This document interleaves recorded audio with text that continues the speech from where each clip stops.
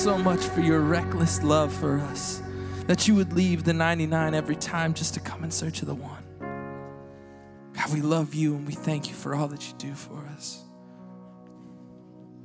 God, and this morning as you're moving through this place, open our hearts and our minds to what you would have to say today. And as Pastor Ted Cunningham comes up here, God, that your words would just move through this place. God, and we would leave this place changed. We love you and we thank you again. It's in your name we pray. Amen. You may be seated. Good morning. It's good to see you out today. You're all looking good. And, well, some of you are looking good anyway. Most of you are. Delighted to see you here today. This is a Time to Change Sunday. It's one of the only Sundays of the year where the second service is bigger than the first. Well, I'm glad that you made it out. As a matter of fact, we have several guests with us here today. Eastside, would you welcome our guests that are with us today? Just welcome our guests. Yeah. You're honestly in for a real treat today. We had a wonderful first service, and you are in for a treat. We are delighted to have Ted Cunningham with us today. He is the pastor of the Woodland Hills Family Church in Branson, Missouri, that he and his wife started and still pastor. He's been married 22 years to Amy. They have 2 kids, Corin and Carson, and I believe Carson is here with them today. Has a book table in the West lobby that you need to check out before you leave, because he's authored several books. And again, we are just delighted to have him. I don't want to take up his time. So Ted Cunningham, would you come? Let's give him an Eastside welcome.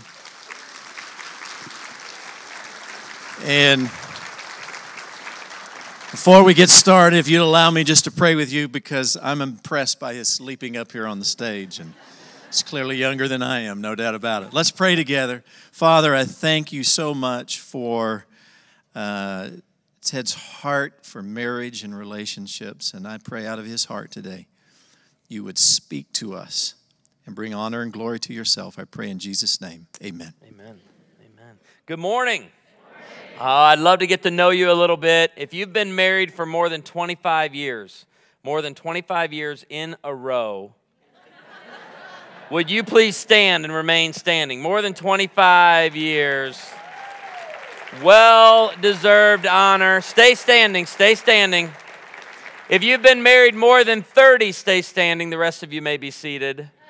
More than 35, stay standing. The rest of you may be seated. More than 40? Young people, look around. Stay standing. All of those standing have been watching Fox News since 4 a.m. 45 years, stay standing. The rest of you may be seated. 50. How long? June 4th? Okay, and next to you, how many years married? 60. And back here? 53. And all the way back there, yell it up to me. 57? So who's got it? I think right here. So I'm going to let, you're sitting down. Usually you don't walk all the way to the front. And he's going, why are we still standing? How long have y'all been married? 58 next month. All right. Because I almost forgot you, I'm going to let you pick. I'm going to give you the gift. 58 years of marriage. So I brought about 5 or 6 books, but these are the first 2 books I ever wrote with Gary Smalley, and you can pick one, either From Anger to Intimacy or The Language of Sex.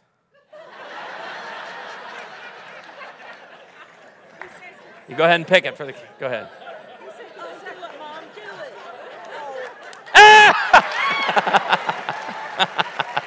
Do it. That's fantastic. 58 years. Congratulations. If you've been married less than 25, would you stand? Less than 25. And you'll notice that no one applauds for you. You've done nothing. We've accomplished nothing. Less than 20 remain standing. The rest of you may be seated. 15, 10, 5. Look at all the math going on right around the room right now. You've been married less than 3 years. Stay standing. The rest of you may be seated. What a healthy church. What a healthy church. Less than 2. You've been married less than 1 year. Stay standing. The rest of you may be seated. 6 months? Less than 6 months? Oh, they're falling. Oh, I see 3 couples. How long? 5 months? 4 months? 6? Does 4 months have it? All right, I'm giving you from anger to intimacy. Come on. You won't need it till next month, but I want you to have it. All right? I want you to have it. Look at him. Hey, take your time getting back there. Hey, you guys are in love, aren't you? Yeah. Yeah, you know. She said, what, us? Yeah, I love it. Well, I met my wife, Amy, on a blind date over 23 years ago. We'll be married 22 years this year. The night I met her, I looked at my buddy Austin. I said, I'm going to marry this woman. He said, you can't decide that. I said, I already did. I'll never forget walking into the kitchen of her 6'2", full-blooded Norwegian father, okay? He's pretty much a Viking. You got to see this guy. Very, very intimidating. And I said, I'd like permission to marry your daughter. And he responded in his thick Norwegian accent, "Jo betcha." I said, but only under one condition. I was 22, Amy was 21. I had just graduated. I wanted to break the rule and get married with her having another year of college left, right? And I said, I want to marry her between her junior and senior year, but only if you allow me to pay for her senior year of college. To which he said, "Jo betcha." And young guys will come up to me all the time at church services and events, and they'll be like, bro, how do you get married at 22 and 21 and afford to pay for a senior year of college? I said, it's simple. It's this thing called a job. And I had more than one. Can I get an amen? Yeah, and be like, I'll get young guys going, bro, I can't afford to get married young, to which I always respond the same. Bro, I would believe that if you weren't holding a venti caramel macchiato in your right hand and an iPhone 8 in your left. You need to start thinking Folgers and flip phones, bro. Because you haven't started marriage right until you get your parents' hand-me-down mattress.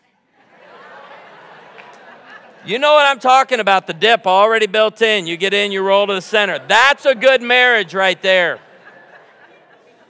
So if you are single in here and not looking and not interested in dating, or maybe you read a book years ago called I Kissed Dating Goodbye, it's time to say hello to dating. It's time to pursue relationships. You don't need to be afraid of marriage, and hopefully at the end of this morning and even into this evening, you'll be encouraged with a beautiful picture of marriage, and to believe that you can have this for yourself, and you don't have to wait till you're in your 30s or in your 40s. We had our daughter.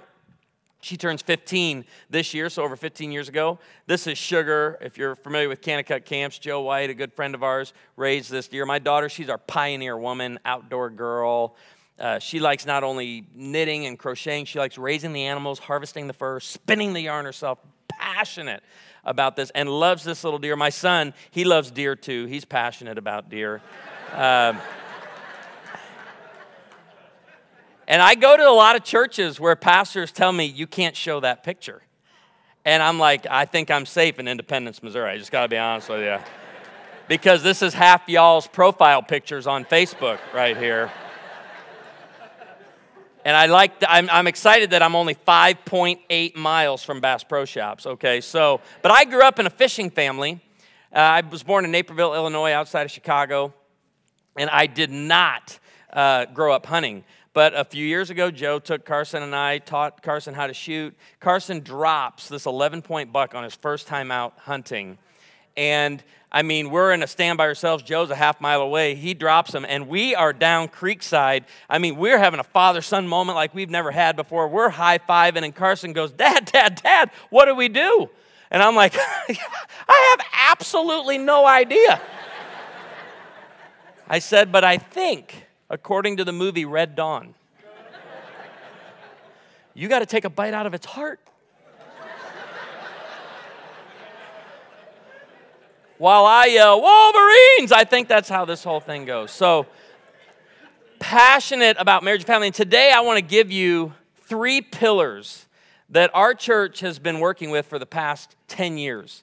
If you ever get down to Branson, Missouri, visit us on a Sunday, Woodland Hills Family Church. And if you come to Branson, I'm going to promise you one of these. This is my son Carson and I. This is last fall. He hooked this 7-pound rainbow all by himself. You ain't catching these in Kansas City, I got to be real honest with you. But you can get that in Branson. So this is my little Chamber of Commerce pitch I always do in every church I go to around the country. Passionate about Branson, but more passionate about marriage and family. And so 10 years ago, we started something called To Ignite, where we took the second Sunday of every month, no matter what series we were in, if we were teaching through a book of the Bible verse by verse or a topical series, we stopped the second Sunday of every month and we taught about marriage. And the big ideas behind that is what I call, they're the pillars of this ministry. And we did this for 7 years. And so for 7 years, our church received over 70 messages on marriage. And about halfway through To Ignite Sundays, I got passionate as I looked around and saw the young men in our church not pursuing women, not dating, not asking anyone out. And I became burdened by this because young men today are finding their adventure in video games and their romance in porn.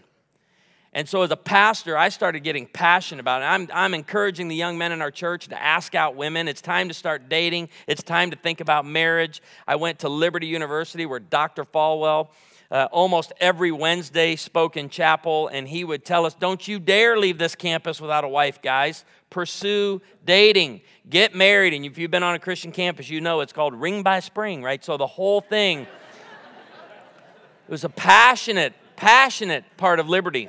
Well, I started saying, why are we not doing this in the church? Why are we not? We celebrate marriage with weddings. We do that well, I believe, but we don't promote marriage. We got to get back to painting a beautiful picture of marriage. Man, I was fired up challenging the young guys to pursue marriage, and I started getting letters and emails, and you're like, shocker. I don't know, Pastor, if you get letters or emails of criticism, but I do. My favorite letter came from a senior lady in our church named Deb, and she said, hey, Ted, thanks for putting some fire back into the young men, but don't forget about us old women. She said, we'd like to go on a date from time to time, too. Why don't you start challenging the old men in the church to start asking out the old women?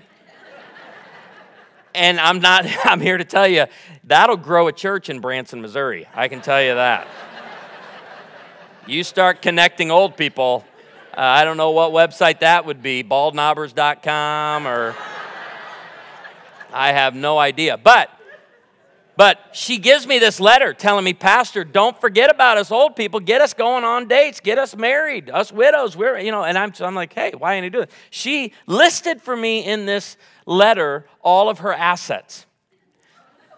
House on the lake, pension. The last line of her asset list was 2 Sea-Doos.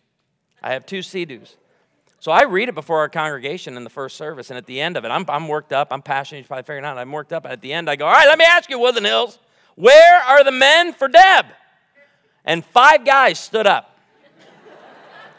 At the end of the service, 3 guys came forward, and the first 2 asked me, hey, Pastor, can you show us a picture, or can you point her out for us? And I said, I'd be happy to do that. Third guy walks up to me and goes, hey, Pastor, you got a picture of those Sea-Doos?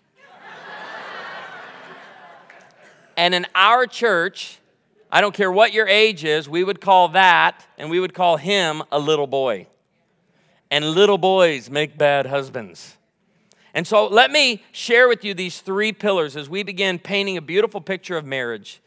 So if you're young and single, if you're young, single, and not in love, listen up. You got a 90% chance of walking down the aisle one day, according to research. If you're young and in love and planning on walking down the aisle soon, listen up. Mom and dad, grandma and grandpa, listen up. These 3 pillars are what we all need to be doing in the church, to be painting a beautiful picture of marriage, not just celebrating it with a wedding, but promoting it. And so that's the first big idea. The first big idea is honoring marriage. This would be the first pillar. Honor marriage. Hebrews 13:4 says, marriage should be honored by all. So the idea behind honor is just esteeming as highly valuable. If I want to honor you as a person, I'm going to speak words of high value over you. We would also call that the blessing. I'm going to give you a blessing. By all means whether you're married or single, young or old, we're all called to esteem marriage as highly valuable. So marriage may not be for you right now. You may not be at that season in life. But as a follower of Jesus Christ, you are called to be for marriage. So marriage may not be for you, but you are called to be for marriage. And then the next part of the verse, and the marriage bed kept pure. Now, I grew up in an independent, fundamental, premillennial, King James Version only Baptist church. Okay? I grew up in a church and a home that taught me how to love Jesus. But I wanted to show you off of this verse, because I heard this verse in youth group growing up all the time. It was the same outline every time they spoke on Hebrews 13:4. The outline was simple. Don't, wait, quit, stop it, don't touch that. That was the outline. Because I grew up in a church and a home that taught me how to honor purity, not marriage. And my passion is to get young people understanding that especially in youth groups and with our children's ministry, we need to be starting early teaching our young people to honor, esteem marriage as a good thing, not just purity. But we've got to understand marriage used to be the cornerstone. It used to be something we all esteemed as highly valuable, but the problem today is it's become the capstone. Young people are doing everything else in life and saying, marriage is something I'll do after I've done everything else. The 5 milestones of adulthood, they've been the same in every generation. It's 58 years of marriage, right? 58. These were your 5 milestones. They're my generation's 5 milestones. My son out here in the lobby, it's his 5 milestones, and here they are. Leave home, finish school or apprenticeship or on-the-job training, get a job. Okay, I'll repeat that for anybody living in their parents' basement with Star Wars bed sheets on their bed. Get a job, get married, start a family. Just say it again because I know I throw those at you fast. Leave home, finish school or training, get a job, get married, start a family. Same 5 milestones of adulthood for all generations. The difference between your generation and my generation, your generation completed these 5 milestones in a very short period of time, if not in the same week. But it was like this. It was go, go, go, fast, fast. You ain't got time, okay? But now what we've done is we've taken those 5 milestones and we've stretched them out on this track that we call prolonged adolescence. Prolonged adolescence is defined as too much privilege, not enough responsibility. And we don't talk about prolonged adolescence enough, but it is a leading cause of divorce in our country today. People refusing to grow up. And what we say is you got to get your degree or degrees, you got to get a job, you got to not only make money, you need to save some money, you need to get your first place, you need to get established before you'll ever be successful at marriage. We have a term we put on it, independence. Learn to become independent. But I submit to you that independence is a socially acceptable term for selfishness. We're sending our children out of the home and saying, go live by yourself and for yourself for another 10, 15, 20 years. And after you do all that, put the capstone of marriage on it. But I think there's another way. And that way is in this room right now. It's represented in that first group that stood. So I'm going to ask you, I'm going to give you a few scenarios, and I want you to raise your hand if this describes you. Not on all of them, but on this first one. You say, we were mature when we got married. Would you raise your hand? Okay, look around the room. We have another term for them. They're called farmers. Why? Well, because farmers, and there are other occupations where they just didn't have a choice. They were up by the time they were 3, 4, 5 years old. They were working. They were handed massive amounts of responsibility and very little privilege. So when they left their homes, they were ready for the responsibility of work and relationships. But let me ask this next one.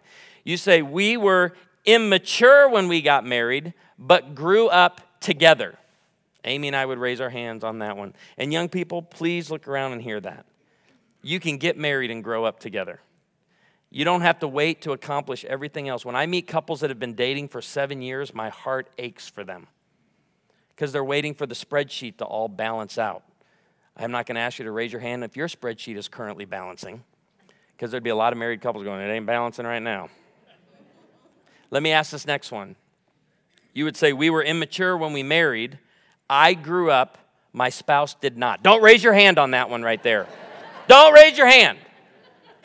How about the fourth one? We were immature when we married. My spouse grew up. I did not. How many would raise your hand on that? That's a huge step of maturity right there. How about this last one? We were immature when we married and still are. I love the honesty of my millennial friends, yeah. We're working on it, though. Painting a beautiful picture of marriage tells young people, you got this. You can do this. You don't have to be afraid of this. We can pursue marriage. It's a good thing. We can honor marriage, esteem it as highly valuable, and tell young people. And by the way, when I'm encouraging people to get married, and when I'm challenging people to avoid the unnecessary delay of marriage, I'm not encouraging people to rush marriage.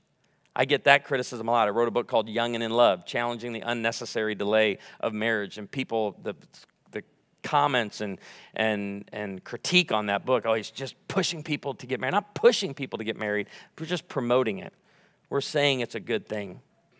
There's another message, though, that has found its way into the hearts of many young people, and they've just watched this.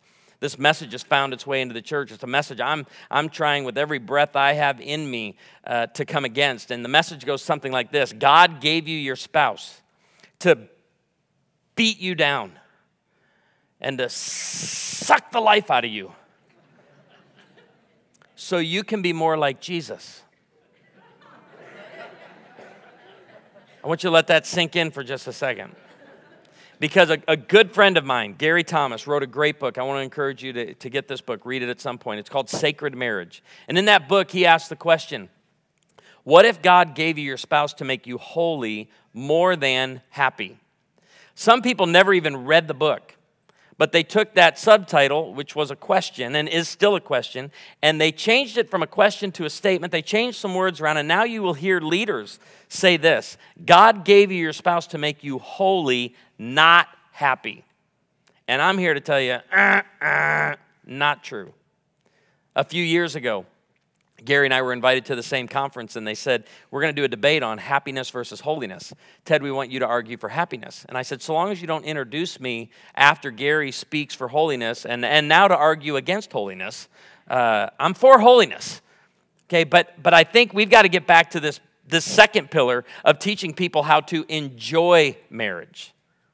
The decision to enjoy marriage. Painting a beautiful picture of marriage means that we encourage young people with enjoying life together, husband and wife. If you haven't done your quiet time in Ecclesiastes lately, I encourage you to go there. It's a great winter read. It's dark, it's pessimistic. It will very much pick up your spirits on a cold, snowy day in Missouri. But I love Ecclesiastes. It's 12 chapters, and here are the bookends. Chapter 1, life is hard. Chapter 12, then you die. These are the bookends. Chapter 1, generations come and generations go, but the earth remains forever. And Solomon begins painting a picture of the earth as a grinder. You and I are born into this grinder. It's a theme throughout all of Scripture, and we're only here for a short time, and then we're gone. And the grind keeps going. We don't stop the grind. We're just born into it. Psalm 90 and verse 10 says, 70 years you have upon this earth, 80 if you're strong. Those years, though, are filled with sorrow and anguish, meaning life is challenging. And that's chapter 12 of Ecclesiastes. Eventually, your body finds its way into the grind, and your body begins breaking down. As my mentor and co-author said for years, and an elder at our church, when he hit his 70s, he said, staying alive is a part-time job for me. Because he would say, I'm in Ecclesiastes 12 right now. You get up in the morning, Ted, and hop out of bed and take your health for granted.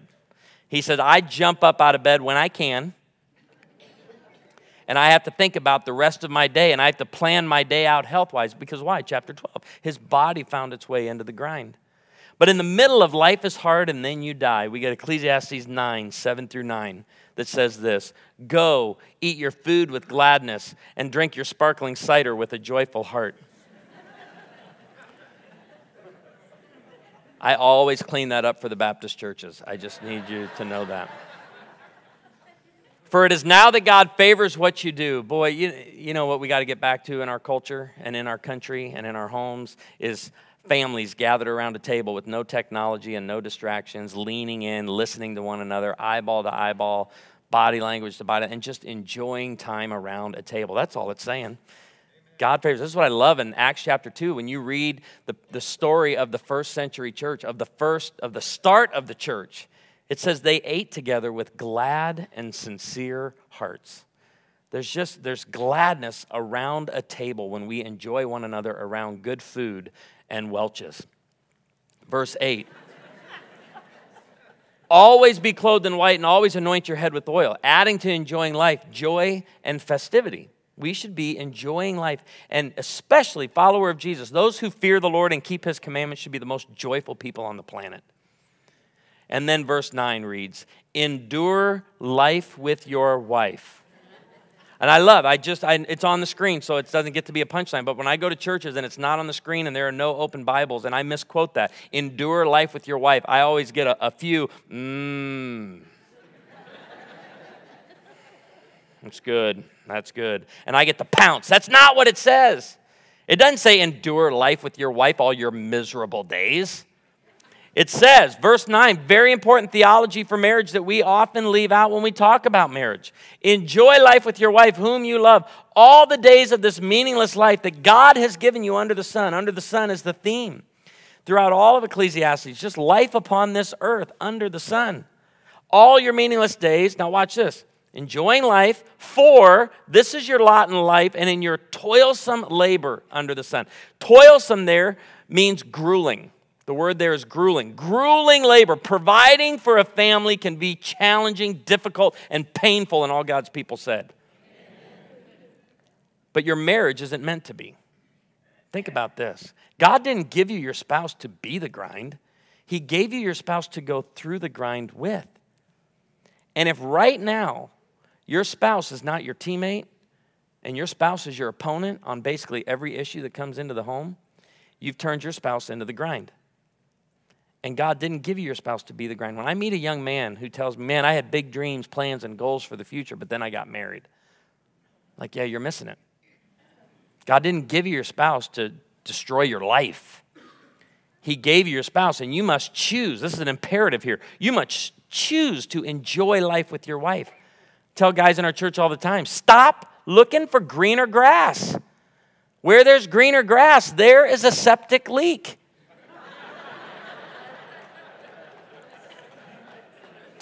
Stay home and water your own lawn. And all God's people said, amen. For a good time, call home. But today, what are the buzzwords today? Compatibility and chemistry.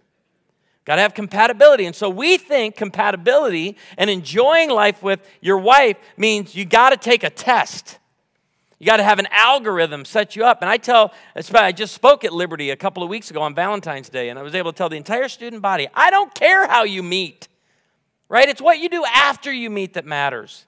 I don't care how you meet, eHarmony.com, Match.com, FarmersOnly.com, Ancestry.com. I don't care how you meet. I'm sorry, I should have left the Arkansas jokes back in Branson. It doesn't matter how you meet. It's what you do after you meet. Pursue traditional relationship formation milestones. And by the way, enjoying life with your wife, whom you love, that is a decision. And 58 years of marriage, guess what? They went through the same toilsome labor that I did. Right? Did you have kids? Yeah. Did you have to feed them? Did you have to clothe them? And that costs money. Did you work for that money, or are you a trust fund baby? No, you worked for it. That's my point. If we were to go around this room right now, I'm here to tell you, we all have the toilsome labor. Challenging. The difference is I've made the decision in my marriage to enjoy life with my wife. We're going to go through this toilsome labor together, enjoying one another.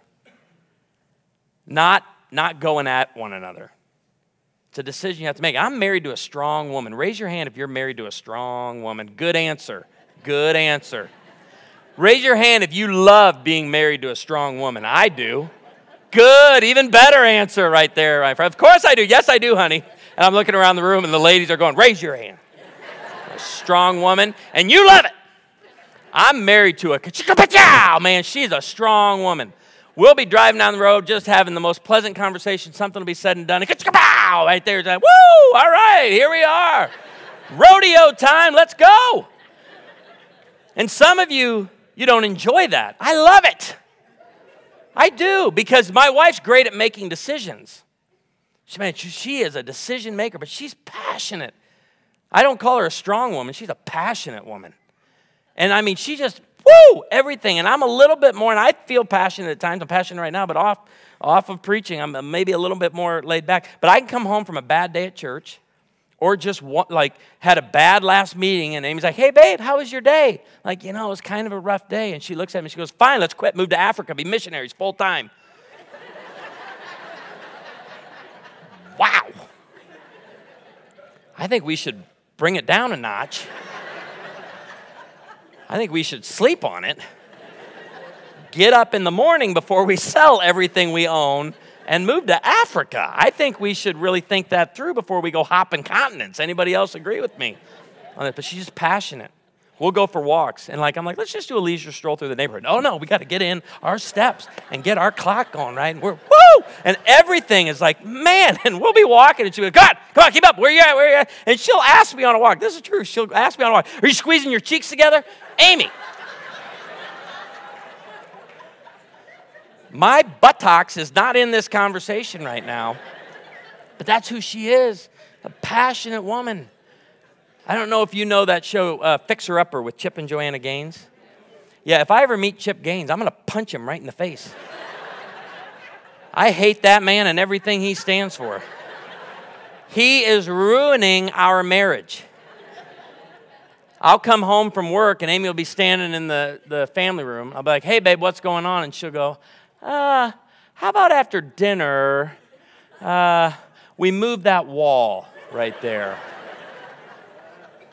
And I don't know, but I hate fixing things up. Raise your hand if you hate fixing things up. And Chip Gaines does it on this show, and he does little dances, telling jokes and having fun. Not me. I'm not into it. So I went online. I found a term that saved our marriage, literally. And the term is load bearing.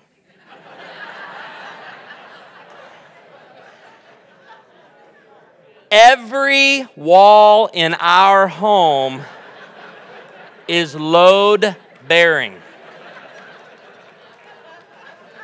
And I speak this over every house in here. Every home in here has load bearing walls. You can't touch them. But that's my wife. She's just passionate. And I love this. And I didn't realize early into marriage, and I don't know this couple well, but I'm assuming she asks you questions, and there are times she asks you questions, you're like, why does she think I know the answer to that question? Like, we'll watch movies, and there'll be engineers doing something, or chemists, and like, hey, what are they doing? I have no... I failed biology. I have no idea what... And I'm watching the same movie in real time as you are. But I'm like, I never understood this. We would drive through construction zones, and Amy'd be like, hey, babe, yeah, what are they doing right here? Let's see. Right. Hey, babe, yeah, I wasn't involved in any of the meetings on this project, right? I have no idea. But can I just tell you what I didn't understand early in marriage is she's not asking me questions for information. She wants connection. We drive down the road. It drives her crazy that we sit there for 15 minutes thinking about nothing. And the longer we think about nothing, the more we smile, right? We're happy, and she'll be like, what are you thinking about right now? And the answer, thinking about nothing, drives her crazy.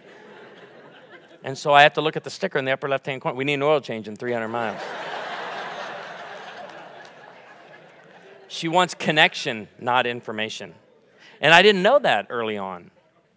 But part of choosing, this is what I love about my wife. She made the decision. We're not going to let everything frustrating, irritating, pet peeves coming into our marriage. We're going to choose to have fun, because staying married for 58 years is a choice that flows from your character, not compatibility. Compatibility flows from decisions you make on character. I'm making the decision to stay married, and the decision to enjoy life with your wife flows from the exact same place.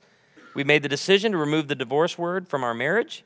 We're also making the decision to take everything irritating, frustrating, and annoying and enjoying it together. Man, do I love that. I absolutely love that. And Amy, she's strong with it. And so I've been studying comedy for about the last 2 years, and one of the things I love about comedy is it's simple, but it's a method like anything else and a strategy, but you have to premise, punchline, premise, punchline, premise, punchline, and a callback is you take the punchline from earlier in the set and you bring it back up 15 or 20 minutes later off of a different premise, and it gets even a bigger laugh. When I first studied that, I thought, why aren't we doing this in marriage? Why are we allowing these scripts and this conflict just to keep going, keep going, keep going? What if we turned every conflict into a callback? And one of our callbacks, and one of the ways I enjoy life with my wife, is now every single time we drive through a construction zone, Amy will go, hey, babe, what are they doing right here? I don't get frustrated. I turn into the construction foreman. I told him, rip it up, boys! We're going 12 lanes, not 6. I'll roll down the window. I'll talk to guys as we drive by. John, we talked about that. You want a great marriage? Just start making stuff up. That's how you have a great marriage. She wants connection, not information. I've been sharing this around the country. One of my favorite callback stories came from a new friend. I said, you got to let me use that, because he's with me, hates fixing things, gets tired of coming home, and all right, it's broke. What do you want me to do? Fix it. Right? Oh, he goes, oh, I hate it because I'm just not a handy person. He goes, I got to work one day and my wife calls, yeah, you forgot to fix the toilets running in the master bath. Oh, honey, go take the lid off. Look, you'll see the chains wrapped around the ball. And she does. And she goes, yep, sure enough, that's what's happening. He goes, reach in there, and she goes, ew. Disgusting. I'm not reaching in there. And he goes, honey, it's tap water. It's like the water that comes out of the sink. It's completely clean. There's nothing ever dirty been in there. Convinces her to reach in. And right before she reaches in, she goes, oh, am I going to get electrocuted?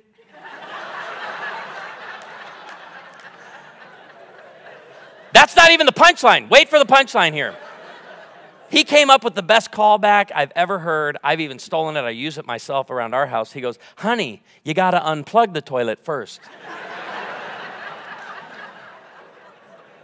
So now, he says, when I'm walking out the door and something needs to be fixed, he goes, all I have to do for the laugh and for both of us to have just a quick, fun, enjoyable moment together is yell back in the house, just unplug it. And he walks out the door. It's a decision that you make. Enjoying life in marriage, please hear me. Enjoying life in marriage is a decision, not an outcome. We live in a culture that says, when I'm in the right season, just, wait till we have kids. Have you ever noticed when you have kids that everybody leading up to having your first child is like, oh, you're going to love children. You should have children. You should have a bunch of children. It's going to be the greatest thing you've ever had. Then you announce you're getting, having your first child, and you hear, oh, your life's never going to be the same. From the same people. And then you're like, if we can just get these kids out of diapers, we'll have a better marriage. If we can just get these kids off to school, right? If we can just get these kids out of school, if we can just get these kids out of the house and set up in their own homes. And we're always pushing off enjoying life together. It's now in whatever season you're in. You have to choose it. You have to make the decision. Those of you who raise your hand, I'm married to a strong woman, or if you're married to a strong spouse, let that spouse lead out and say, you pick it, and we're going to have fun. We're going to enjoy life together. One more thing, one more pillar in this, prioritizing marriage. Actually, go back. I want to share this. This is my plug kind of for tonight. If right now your marriage is stuck in the toilsome labor, you've turned your marriage into toilsome labor, and you've turned your spouse into your opponent rather than your teammate, that's where we're kicking it off tonight at 5. We're going to be talking about from anger to intimacy, but we're going to be talking about communication, how to get to the heart of your spouse, how to help your spouse win every argument. Okay, and that's going to be from 5 to 7. Now, we'll go to the last pillar here. Prioritize marriage. This verse, Genesis 2:24, we often quote just as a marriage verse, but we lose the great nugget and parenting teaching that is in this passage. For this reason, a man will leave his father and mother. In other words, going back to those milestones, what we talked about a moment ago with honoring marriage, my job as a parent is to make sure my children leave home as adults, not on a journey to become one. It's not the job of college to turn my children into adults. It's not the job of their first employer. And it's not the job of their spouse. That's the job of mom and dad. We're supposed to be raising children who, it doesn't say for this reason a child leaves his mom and dad. It doesn't say for this reason an adolescent leaves his mom and dad. For this reason, the verse that Jesus quotes and that Paul quotes, central marriage teaching in the Bible, begins with this reason a man, someone who's prepared for the responsibility of work and marriage, leaves the home. You can ask my son Carson, what's your dad's definition of maturity according to Genesis 2:24? And Carson will go, I will not be with mom and dad forever, so plan accordingly. That's right. Painting a beautiful picture of marriage and preparing your children to leave home begins with you prioritizing your marriage over them. This passage is teaching that the bond between a husband and a wife is to be stronger than the bond between a parent and a child. Your children are supposed to leave. And a great gift to your children, a great gift for their future marriage, a great gift for them being set up for success in life is not all the attributes and accomplishments, academics, activities, and athletics. It's a mom and dad who love and enjoy one another. Don't overlook your marriage as one of your best parenting tools. And you're like, well, we have a blended family. This is just as true for blended families. Prioritize your marriage in the home. Eradicate the kid-centered home. Go home now or on the way home today from church, look at your kids and say, I love you. You are a welcomed addition to this home, but you will no longer be the center of it. And your teenagers will be like, I don't know what this heretic was talking about at church today, but I'd like to revisit his final point. We tell our kids that all the time. We love you. Think about it. We do. You're a welcomed addition to this home, and they are, but you are not the center of it. If you want to add one to it, I always add this one. We love you. You're a welcomed addition to this home. You're not the center of it. And your mom and I, we got big plans after you leave. And they'll be like, well, what are you going to do? Well, first of all, we're going to Disney World. That's where we're kicking this whole thing off. Enjoying life together. Man, my son and I, we love watching YouTube clips. And I want to ask you this question. Do you have a marriage worth repeating? Do you have a marriage? Because your children see everything you do. They hear everything you say. They remember everything, forget nothing, and then they repeat. Do you have a marriage worth repeating? My son's favorite YouTube clip is the German Coast Guard. If you get time today, go type into YouTube German Coast Guard, 30-second clip. It's real fast, and he falls over in laughter when he sees this clip, especially for the first time. Guys being trained day one on the German Coast Guard when a mayday comes in. Mayday, mayday, we are sinking, we are sinking. Hello? This is the German Coast Guard. Mayday, mayday, we are sinking, we are sinking. What are you sinking about? My son falls over in laughter. A few weeks later, we're driving down the road, and I start singing a hymn from my childhood that goes like this. I was sinking deep in sin, far from the peaceful shore. And from the back seat I heard, and what were you sinking about?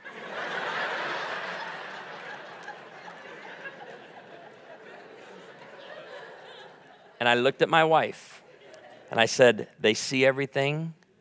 They hear everything, they forget nothing, and then they repeat.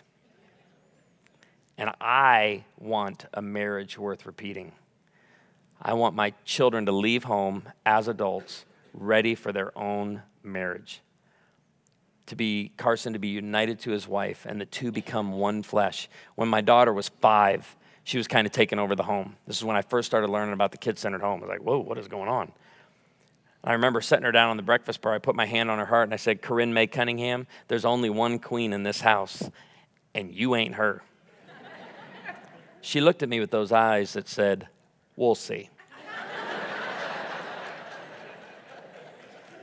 Next day, she tells my wife, there's room enough in this house for 2 queens. I put her back on the breakfast bar.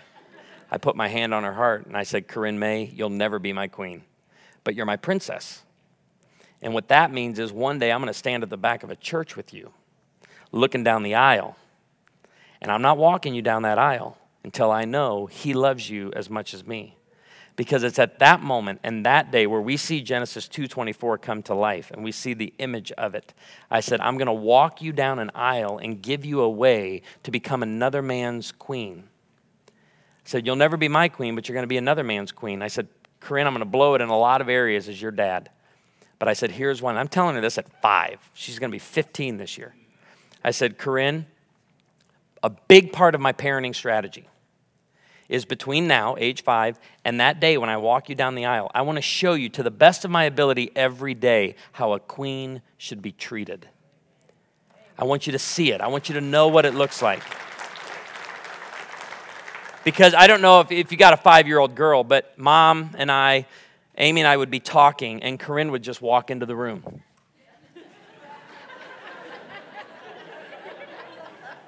And what do? Well, parent, we want to stop. Don't stop.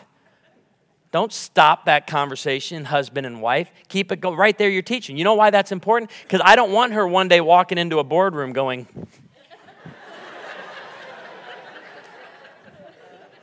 you'll get fired. You understand, this eradicating the kid-centered home and prioritizing your marriage is a gift to your children. It's eradicating. I don't talk a lot about prolonged adolescence. I talk about the source of it. And the source of prolonged adolescence is the kid-centered home. We raise our children in homes and we center the home around that kid for 20 years. And then we send them out of the home and we say, hey, you know what a good strategy for your marriage is? Go live for yourself and by yourself for another 10 years. And when you're done with that, get married. Because 2 independent people coming together makes for a great marriage. No. The better way is leaving as mom and dad. And I will tell you, for almost biblically, traditionally, all the way up to about the past 60, 70 years, this took place like in a day. You left your parents' home and went into your new home. Well, now there's a gap between this. You leave mom and dad's home and you spend that 10 years. But I'm telling you, mom and dad, begin early. Look at your kids. We love you. You're a welcomed addition to this home, but you're not the center of it. Anybody here got toddlers right now? You see the hand. I've been watching. You've been fun to watch. Toddlers, how old are your kids? She's 3? Oh, do you know this couple married 58 years? You do? Okay. Would you do me a favor, and if you're okay with this, would you make it your mission when you leave today, come down here and meet this couple? You need to get to know them. You know why? Because you got antibacterial product hanging all over your purse. She used to let her kids pick up cigarette butts and chew on them.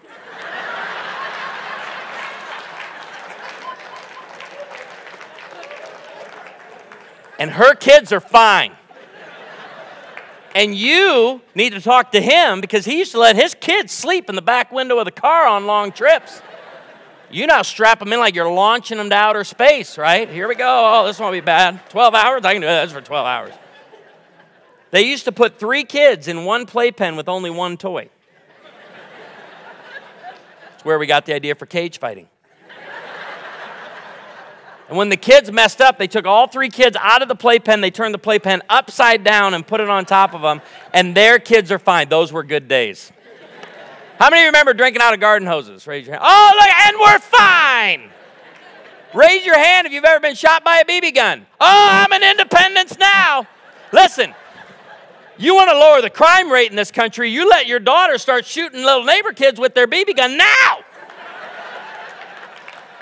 How many of you remember shooting your brother with a BB gun, no protective eyewear, your parents standing in the kitchen just watching? Those were good days. And then Dad would come out and help you build a ramp to jump your bike over the ditch. And when you fell and when you crashed, he didn't come running. He would just yell, way to go, son, that was a good one. Get up, shake it off, rub some dirt on it. And if the dirt didn't work, you took Pepto-Bismol. Anybody notice that? Whatever. Pepto solved everything. Mom would always come running out with the cup. Anyway. How many of you remember when your dad couldn't figure out which of your siblings was at fault, so he just spanked all of you? Anybody remember? Those were good days. How many of you remember when your dad sent you upstairs to wait for your spanking? That was worse than the spanking. How many of you remember when your dad sent you upstairs to wait for your spanking and then forgot he sent you upstairs to wait for your spanking? And you're now in this moral dilemma. Do I go tell my dad, I'm ready for my spanking? As soon as you started thinking that, you heard him coming up the stairs. You heard the belt hitting every loop. My brother, 4 years older than me, he is stubborn. He'd sit on his side of the bed. Oh, Dad ain't going to break me. I'm like, are you kidding? I'm screaming on the backswing. How many of you remember when your mom spanked you with whatever she had handy? Anybody remember that? Oh, those were good days. How many of you have been spanked by a blow dryer? Raise your hand. Oh, I've been spanked by a blow dryer. Kitchen utensil? Yeah. How many of you remember when your mom gave permission to spank you to total strangers? Does anybody remember that? He gets out of line. Boy, I had good parents. My parents, I remember they used to tell me that the bell on the ice cream truck meant they were out of ice cream.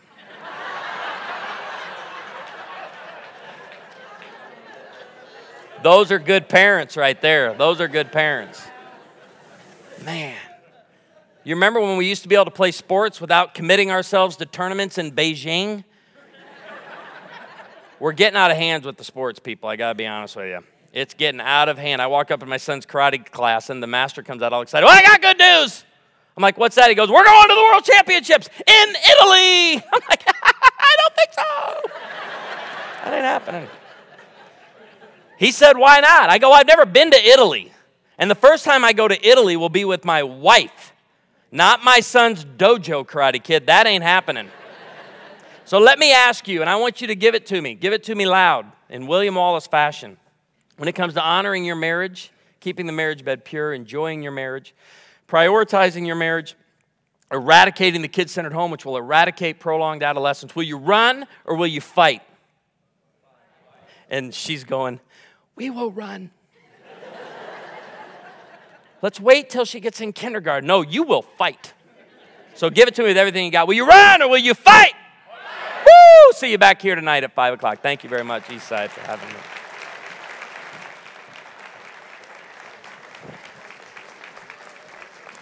Hold on. Wait just 1 second. Thank you so much, Ted Cunningham. I do invite all of you to be back tonight, 5 o'clock, casual gathering.